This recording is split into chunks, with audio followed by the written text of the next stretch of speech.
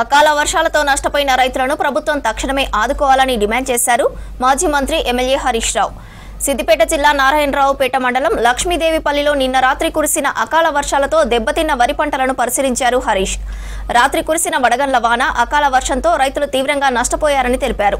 వడగండ్లతో దెబ్బతిన్న పంటలను అధికారులు పరిశీలించి రైతులకు నష్టపరిహారం అందించేలా చర్యలు తీసుకోవాలన్నారు. వరంగల్ డిక్లరేషన్లో రైతులకు ఇచ్చిన ప్రతి హామీని కాంగ్రెస్ పార్టీ నెరవేర్చాలన్నారు హరీష్.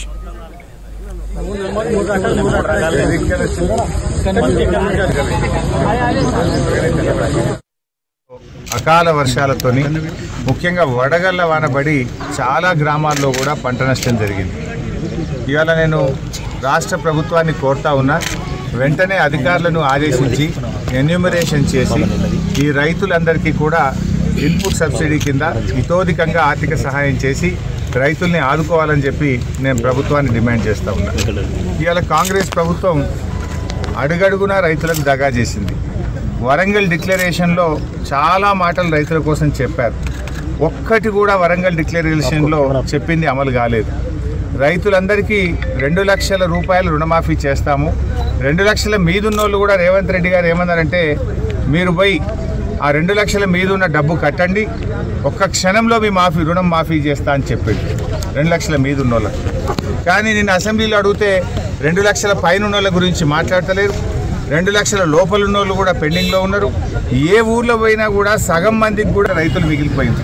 కానీ వీళ్ళు ఆ రోజు ఇప్పుడైతే 5,000 మేము వస్తే 7,500 ఇస్తాము అన్నారు. 7,500 దిక్కులేదు.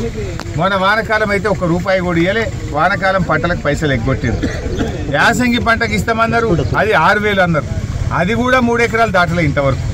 నేను డిమాండ్ చేస్తున్నా, తొందరగా వానకాలం యాసంగి రైతు బంధు డబ్బులు ఇచ్చిన మాట ప్రకారంగా ఎకరానికి 15,000 రూపాయలు రైతులకు అందించాలని చెప్పి నేను కోరుతా ఉన్నా. అన్ని పంటలకు బోనస్ అన్నారు. బోనస్ బోగస్ అయిపోయింది. బోనస్ అనేది బోగస్ మాటలు మాట్లాడారు. ఇవాళ బోనస్ గురించి మాట్లాడతలేరు. పంటల బీమా అన్నారు. 1,300 కోట్లు బడ్జెట్లో పెట్టినామన్నారు. ఇవాళ పంటల బీమా ఉంటే ఈ వడగళ్ళ వానబడ్డ రైతులకు బాజాబ్తా పైసలు వస్తుండే కదా. ఇవాళ పండితే ఎన్ని పైసలు వస్తాయో బీమా ఉంటాయి కూడా అన్ని పైసలు వచ్చు. కానీ మీరు ఇప్పటికి 3 పంటలైంది మీ గవర్నమెంట్ వచ్చినాక. పోయిన యాసంగి, వానకాలం, ఇప్పుడు యాసంగి.